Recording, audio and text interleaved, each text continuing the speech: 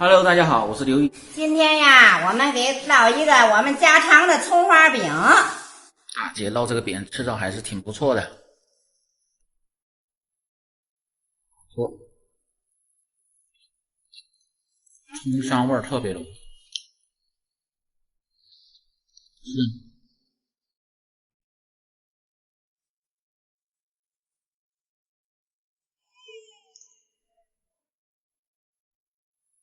首先，咱们把面先和好，把这面和的一定要软，提前醒好，多醒一段时间。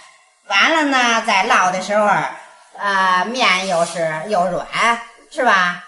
吃的时候呢，还有口感，特别有劲道，而且还特香。我们家常的葱花饼呀，都是我大妈、我老妈教的。原来吧，我也不太会做饭，现在呢，没办法了，老爸老妈都不在了，只能我自己一情闹的没办法，只能在家学做饭了。第一次烙这葱花饼啊，朋友们，你们看看我这葱花饼，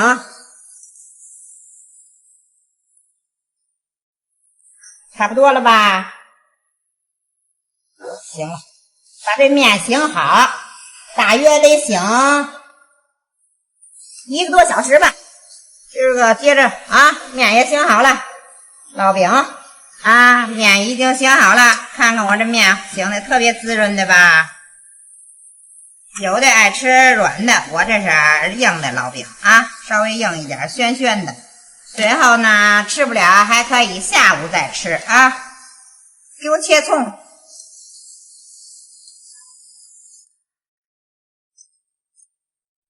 看着我们大葱花饼好了，看见了吗？我们新鲜的羊角葱回来了，烙大饼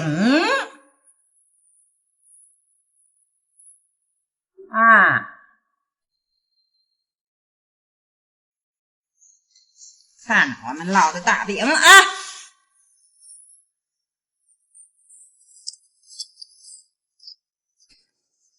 哇，这是什么卷了再擀，葱是有点太多，不多，按的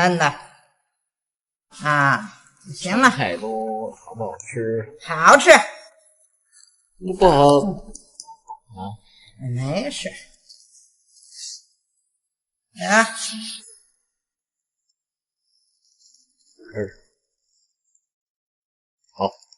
好了准备搁大锅开始烙。好了，准备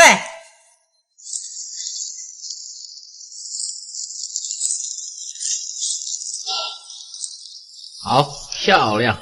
好了，马上葱花饼就烙好了对，看看有食欲没有？没事。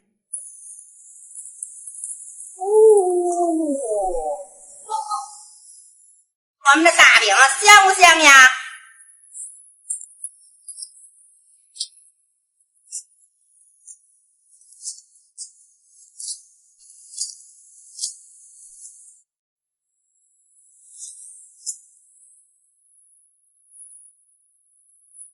葱花饼出锅啦，